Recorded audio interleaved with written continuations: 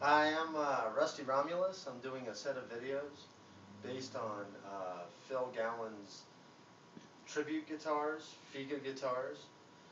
Um, just to let you know, this is a video that I chose to run and a set of videos that I chose to run. Phil Gowan did not ask me to run these videos. I am running these videos because I really believe in the product. I really like what has been made. Um, Also, I felt it would help customers feel better about working with Phil Gowan because, I mean, it is a lot of money for a guitar. It's not a lot of money for a guitar, but it's a lot of money, period, to be just thrown around. And I want to give you the understanding that you're not just throwing it around. It is, in my opinion, a very good investment. Um, I I didn't um, I didn't get out of the tribute guitars that he makes, Wolf, Tiger, Bolt, and Rosebud. I chose Rosebud. Um, it's I've always liked Rosebud.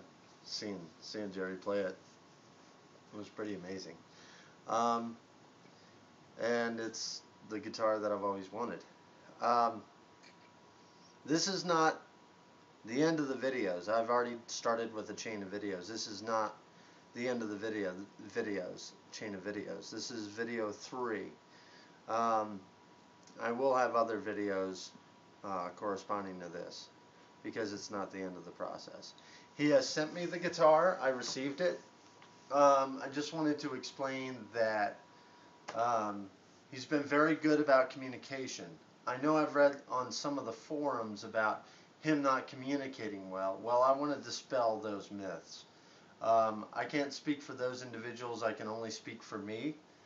But he communicated well and quickly, and he was very, very, very accommodating to me when it came to answering my questions.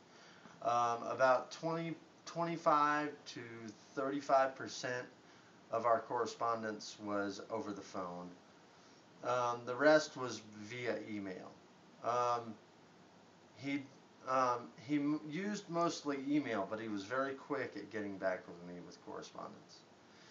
Well, let's get into the meat of this video. Later on, I will be doing a recording using Rosebud so that you get an understanding of the real sound. I will not doctor it up. It'll be the straight recording of the guitar, probably playing a dead cover tune. I'm not sure which. But as far as the sound of the guitar, that'll give you a really good understanding of how it really sounds. I don't want to record it in the room with a cheap mic. I want you to be able to actually get a feel for how it sounds. I hope you get a lot from this video. Now I want to explain the guitar.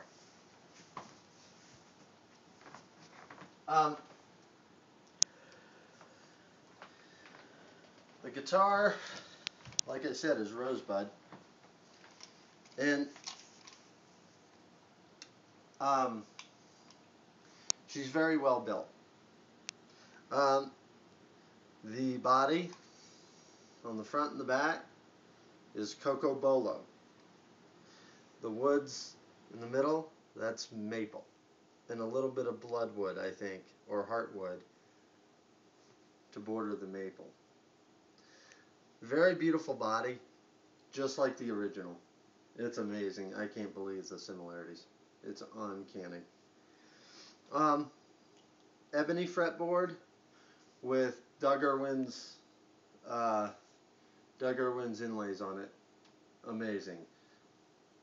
The nut, brass nut, the sustain is amazing, and the attack is amazing on it. The inlay on the top is an eagle. I may get the globe later. I don't know.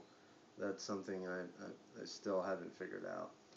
Evidently, the first Rosebud only had the eagle, though. Wanted to explain the electronics. 3 DiMarzio humbucker pickups that are split. You can split them. There's a volume knob, tone, and MIDI knob. The tone knob pops out to make this pickup a single coil. Then you got 2 other splitters, splitting knob switches right here for the other corresponding pickups. I used the MIDI, so I got the Roland MIDI pickup. It has buttons here to switch the presets on the MIDI, and this turns the MIDI on and off. Of course, like I said, your 2 switches for your pickups, splitting your pickups, that, and your volume, tone, and everything else. This is the input for the effects buffer and the preamp, and this switch makes sure you can either bypass it or use it. And of course, that's my MIDI plug-in. That's the, and then of course your pickups, 5-way pickup selector. It's amazing how many options you have. The bridge is a fixed bridge, just like the original. The neck is made of flame maple, or a bird's eye maple. I think it's flame maple. And then bloodwood or heartwood down the back with a really good outline. You can see the neck is not bolted on. It's all one piece. Sprizzell locking tuners on the headstock. Very good, well done. You can see all the woods that are represented in the guitar, represented in the center of the headstock of the guitar. It's absolutely amazing. Those are the woods of the guitar, and of course the Rosebud. She's identical to the one on the original. Very good artwork. Very good. Came with brass, I don't know if they're brass, but they're gold colored strap locks, and they fit on rather easily to lock it in place. As far as balance is concerned, balances really well. A little bit heavy, 10 to 12 pounds, I'm thinking. And I don't mean that as a bad thing. I'm used to playing lighter guitars. I'm not used to a heavy guitar. This is my first heavier guitar. It's balanced really well. It has very good action, plays really well. And it stays in tune really well. There's no intonation problems. It was really well dialed in when I got it. It fits really well. I would suggest a padded strap because it is helping with the weight. To give you an idea of the back of the neck, one thing I like is it, if you look, I don't know if you can see it, but it kind of bevels out. Kind of a place for your thumb almost. Kind of bevels out here. It's very cool. Once again, it seems to be a great product. If you can tell, it's even got kind of gold right along the edge of the fretboard, which I find very cool. Overall, it's one of the prettiest guitars I've ever seen. And the sustain and the attack on it is amazing. The reason I said that this is not the end of the videos is because he wants me to play it all for a couple of months and work out the kinks and write them down and send it back to him so he can fine tune it. I think that's amazing customer service. I think that's unbelievable. But like I said, it fits well. It's got a great tone. But I wanted to give you an overall view of what this looked like. But it wasn't just the guitar. It also came with um, a case, hard shell case, very good case actually, and it was custom fitted for the guitar. Got it upside down. Turn it over toward the window.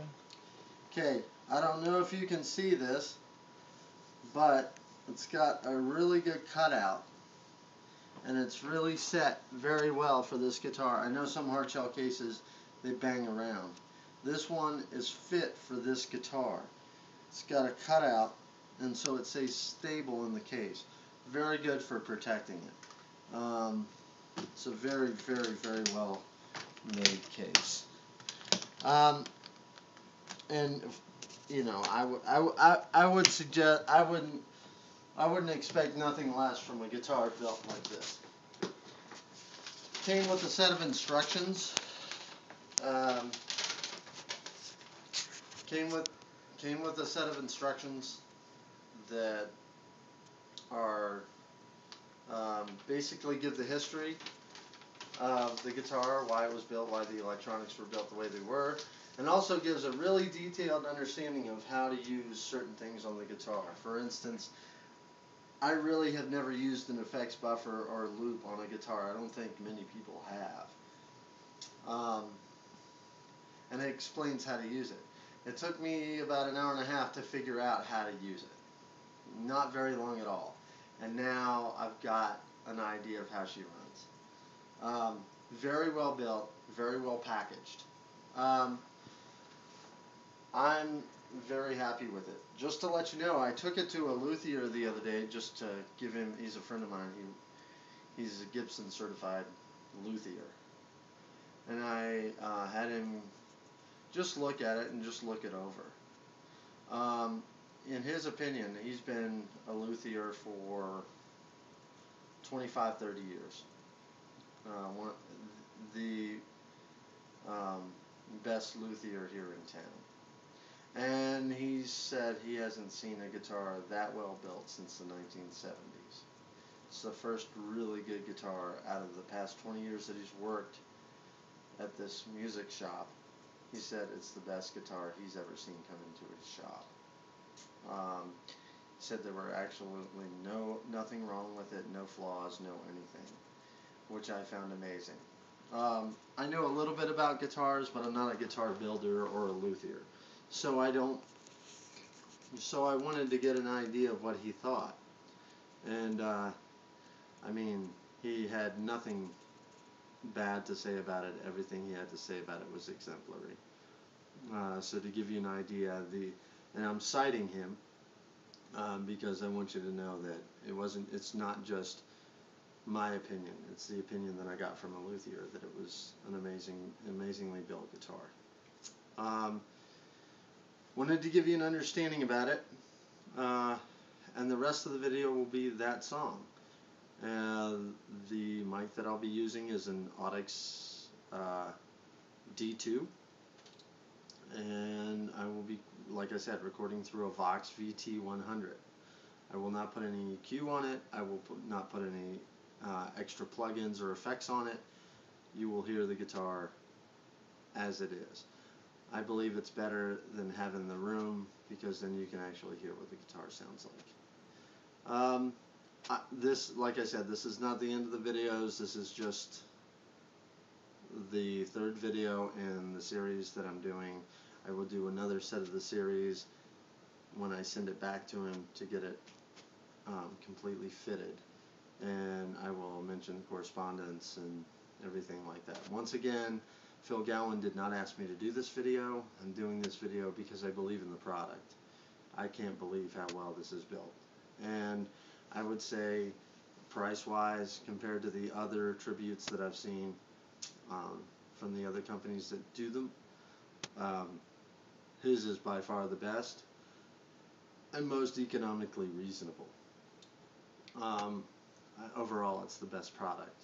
And honestly, I didn't feel any bravado with him. With the other sites, I thought there was some bravado when it came to their product.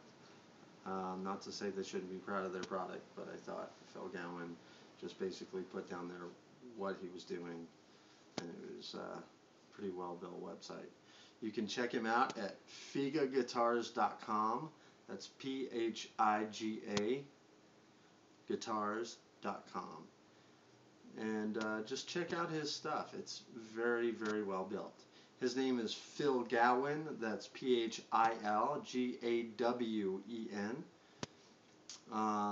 But check his stuff out.